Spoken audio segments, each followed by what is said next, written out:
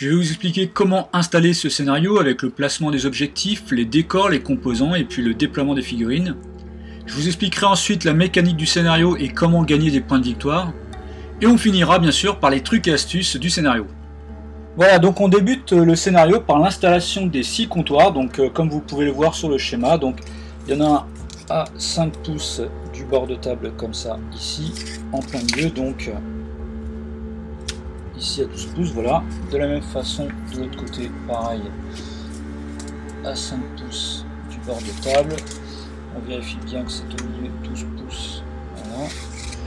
Ensuite, on a des comptoirs à 4 pouces de chaque côté, 4 pouces ici, 4 pouces ici, et à 7 pouces et demi du bord de table. Voilà, ici je suis bien, ici je suis bien aussi, et pareil de l'autre côté, à 4 pouces.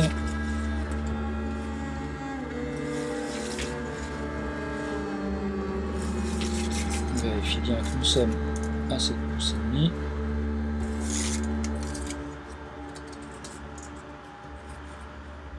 Voilà, et donc là on a fait déjà l'installation des comptoirs qui est la première phase. La deuxième phase, vous déterminez en fait votre côté de table, c'est-à-dire que y a un joueur 1 qui sera ici, et le joueur 2 ici, donc vous déterminez quel joueur est de quel côté. Et maintenant il faut déterminer un joueur pair et impair. Alors ce que je vais vous expliquer, c'est qu'en fait il va y avoir des dés de valeur d'entre 1 et 6, et on va marquer des points de victoire en fonction. Par exemple le joueur pair marquera des points sur les 2, 4, 6, et le joueur impair marquera des points sur les 1, 3, 5. Donc il faut décider quel joueur gagnera sur les valeurs paires et quel joueur gagnera sur les valeurs impaires. Maintenant on fait la phase des placements des dés, justement, les dés de 1 à 6. Donc vous déterminez qui commence à poser, et donc il va y avoir, comme je le montre ici, un dé 1, 2, 3, 4, 5, 6, un dé de chaque valeur qu'il va falloir placer en fait sur les comptoirs. Donc le premier joueur va commencer, donc là je fais un truc complètement fictif, mais je vous expliquerai après dans les trucs et astuces que ça a une importance aussi, le placement des dés. Donc voilà, on fait la pose des dés en fait sur les comptoirs. On fait maintenant la pose des décors, donc pareil, vous déterminez aléatoirement qui commence à poser les décors. Donc voilà, on va prendre donc 6 décors de la taille d'une carte de jeu environ. Donc là voilà, hop, le premier joueur commence à poser un décor. Le deuxième joueur par exemple commence à en poser un. Donc je rappelle, la pose des décors c'est à plus de 3 pouces en fait d'un objectif, à plus de 3 pouces d'un décor déjà posé, et pas dans la zone de déploiement adverse. Voilà. Donc là je fais un petit placement, voilà, fictif on va dire aussi, des décors. Voilà, donc là la pose des décors est faite. Et s'ensuit maintenant la pose des composants, donc c'est celui qui n'a pas commencé à poser les décors qui commence à poser, donc admettons, là voilà. Donc là en fait je vais vous montrer aujourd'hui avec une liste Orlock et une liste sanctifiée, donc tous les deux c'est des composants-terres. Donc admettons ici voilà, le premier joueur commence à poser un composant-terre, le deuxième joueur fait de la même façon, hop, voilà pareil je vais assez vite. Donc pour expliquer au niveau des composants, vous devez passer un composant de votre côté de table, un composant du côté de table adverse, et le troisième, vous le placez là où vous voulez, de votre côté ou du côté, peu importe. Par contre, la seule contrainte, c'est qu'il faut au moins 4 pouces entre chaque composant, que ce soit les vôtres ou ceux de votre adversaire. On fait ensuite le déploiement des figurines, donc comme c'est indiqué sur le schéma, en fait, les zones de déploiement sont à plus de 5 pouces, à plus de 5 pouces de la ligne médiane, et à plus d'1 pouce au moins d'un comptoir. Donc là, je vous rappelle, c'est alterné au niveau des, de la pose en fait des figurines. Bon, là je me casse pas trop la tête, parce que normalement là par exemple avec les Orlocks aussi j'ai des figurines furtives, donc il devrait déployer après, mais bon on s'en fiche, là c'est pas trop le but, on s'en fiche de cette vidéo. Voilà, donc là je fais vraiment un placement complètement fictif. Voilà, donc je rappelle, le déploiement c'est alterné, c'est-à-dire que celui qui a le plus de cartes commence à déployer sa figurine, ou les cartes qui dépendent les figurines qui dépendent d'une carte, et ensuite c'est alterné. C'est l'adversaire, c'est ce que je viens de faire. On fait en fait un peu chacun son tour. Alors maintenant voilà, on va débuter l'explication du scénario. Donc comme vous l'avez vu depuis le début, en fait on a 6 comptoirs de vente avec les dés dessus. Et le but du jeu, donc quand vous êtes joueur pair, admettons on va dire que les joueurs pairs ce sont comment dire, les Orlocks et les joueurs impairs ce sont les sanctifiés. Les joueurs Orlocks vont marquer des points sur les valeurs paires, donc c'est-à-dire 6, 4 et 2, et les sanctifiés, eux, marqueraient des points sur les valeurs impaires. Donc sur les valeurs 1 et 2, par exemple, qui sont ici, ça vous rapporte 1 point de victoire à la fin du tour. Sur les valeurs 3 et 4, qu'il y a ici, ça vous rapporte 2 points de victoire à la fin du tour. Et sur les valeurs 5 et 6, ça vous rapporte 3 points de victoire à la fin du tour. Donc déjà, première chose, c'est que l'un et l'autre joueur vont marquer des points de victoire tous les tours de façon automatique. Donc évidemment, ce qu'il faut que vous fassiez, vous, de votre côté, c'est d'essayer d'avoir le plus de valeurs paires si vous jouez, par exemple, les Orlocks, ou de valeurs impaires si vous jouez les sanctifiés. Voilà, alors comment faire là, dès le départ, en fait, il y a des valeurs qui sont mises en fait sur les comptoirs. Et alors le truc, c'est très simple, hein. Une figurine qui va se trouver à 1 pouce ou moins d'un comptoir va pouvoir dépenser un point d'action pour monter la valeur. Donc par exemple ici 2, je monterai à 3 et je dépense un deuxième point d'action et je monte à 4. Évidemment comme ça, si là j'avais la valeur de 2, ça me donnait qu'un point de victoire. Vu que la valeur maintenant est 4, ça me rapporte 2 points de victoire. Donc évidemment, ça va me faire marquer plus de points de victoire à la fin du tour. De la même façon ici, par exemple, avec Tamelc, je ferai un point d'action, hein, parce que je vous rappelle, il faut être à plus d'1 pouce au niveau de la déploiement. Donc on ne peut pas, en fait, dès le départ, dépenser des points d'action directement pour jouer les comptoirs. Donc admettons ici, je ferai un point d'action pour faire une marche. Et là, je dépenserai 2 points d'action, enfin un point d'action pour le passer à 5, un autre point d'action pour le placer à 6. Voilà, et ce qui ferait marquer 3 points de victoire à la fin du tour sur ce coffre. Donc comme vous l'avez compris, en fait, on peut dépenser autant de points d'action pour monter la valeur du dé. Par contre, attention, on ne peut que monter. C'est-à-dire qu'on ne peut pas dépenser des points d'action pour descendre la valeur du dé. C'est à chaque fois, on dépense un point pour augmenter la valeur du dé. Alors, la question à se poser, c'est une fois que c'est à 6, qu'est-ce qui se passe? Si vous dépensez un point d'action, la valeur retombe à 1. Voilà, c'est très simple. Mais par contre, vous pouvez jouer autant de points d'action que vous voulez pour augmenter la valeur du dé. La partie en fait se joue en 24 points de victoire gagnants. Alors ça semble peut-être beaucoup, mais finalement pas tant que ça. Parce que imaginez-vous par exemple si ici on arrive sur une configuration ici sur les valeurs paires, donc 3 ici, là en fait le joueur Orlock marquerait 9 points de victoire. Donc vous voyez, ça va quand même assez vite. Ça veut dire que si on reste comme ça sur 2 tours de jeu, vous arrivez déjà à 18 points de victoire, sans compter ce que vous pouvez éventuellement marquer de l'autre côté. Donc une partie sur format Blitz comme ça, sur ce scénario, ça peut jouer en 2 points de victoire, enfin en 2 tours, ça peut arriver, voire en 3 tours, généralement ça se joue en 3 tours, ça peut aller quand même assez vite. Donc je fais un petit rappel, hein, comment marquer des points de victoire, c'est en fonction des dés que vous avez sur les comptoirs. Donc si vous êtes joueur impair, vous marquez sur les 2, 4, 6. Si vous êtes joueur impair, vous marquez sur les 1, 3, 5. Les valeurs 1 et 2, donc pair et impair, vous marquez 1 point de victoire à la fin du tour. Les valeurs 3 et 4, vous marquez 2 points de victoire à la fin du tour. Et les valeurs 5 et 6, vous marquez 3 points de victoire à la fin du tour. Alors les trucs et astuces du scénario.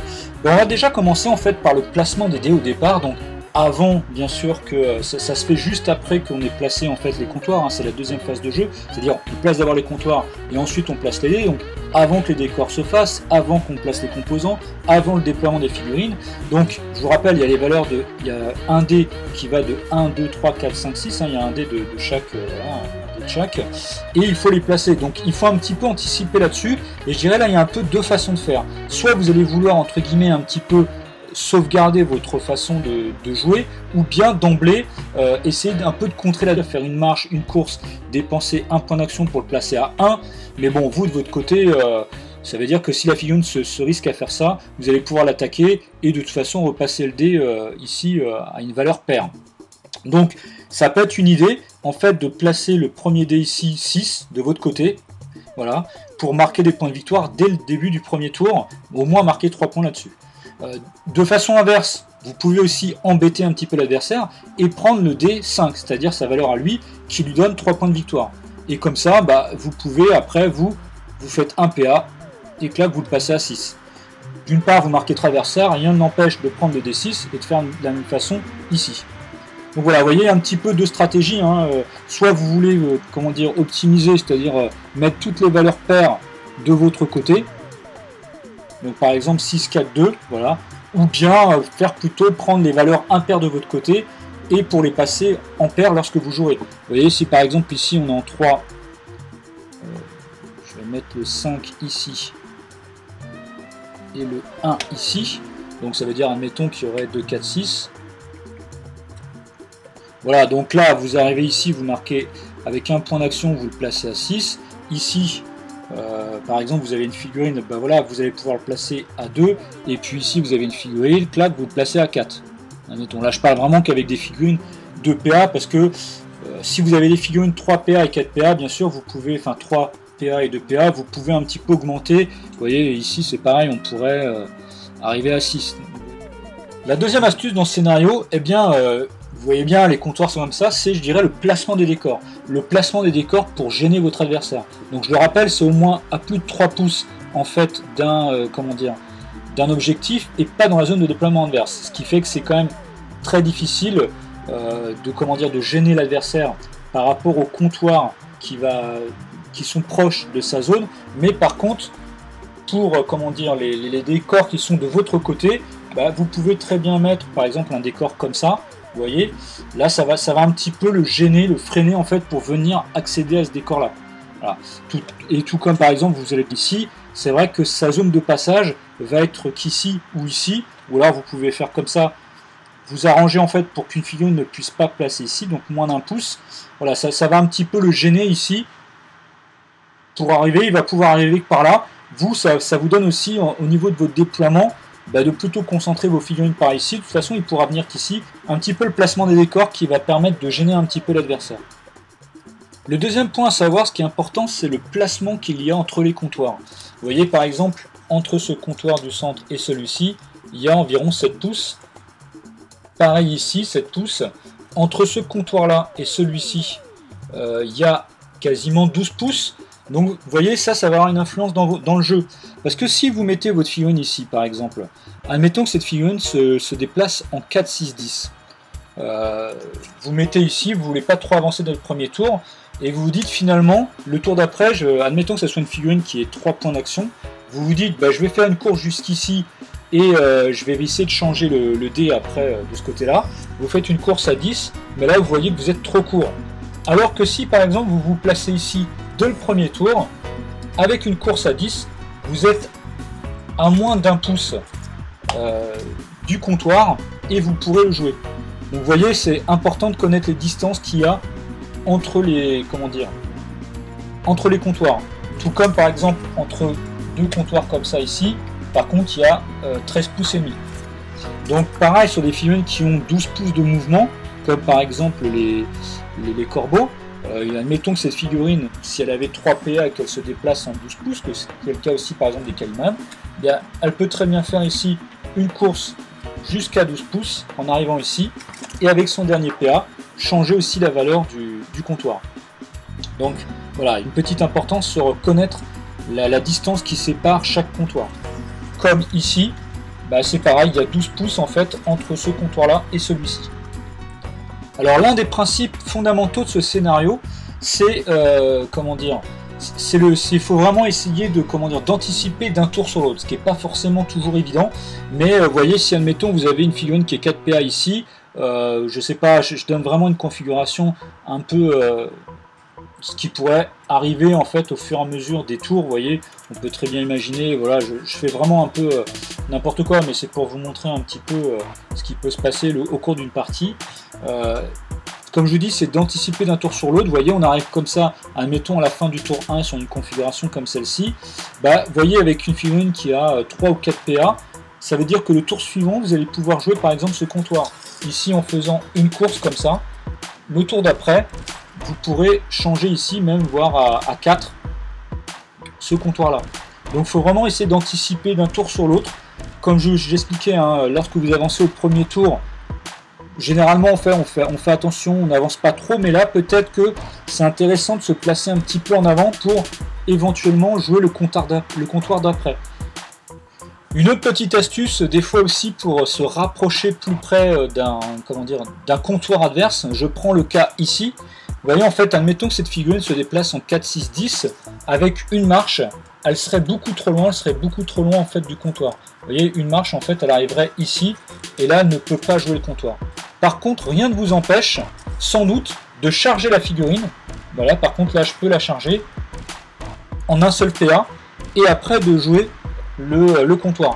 Vous voyez, il faut des fois, c'est intéressant de pouvoir charger la figurine pour vous rapprocher en fait de l'objectif et de pouvoir jouer le comptoir derrière, alors qu'en une marche, vous n'auriez pas, vous auriez pas pu.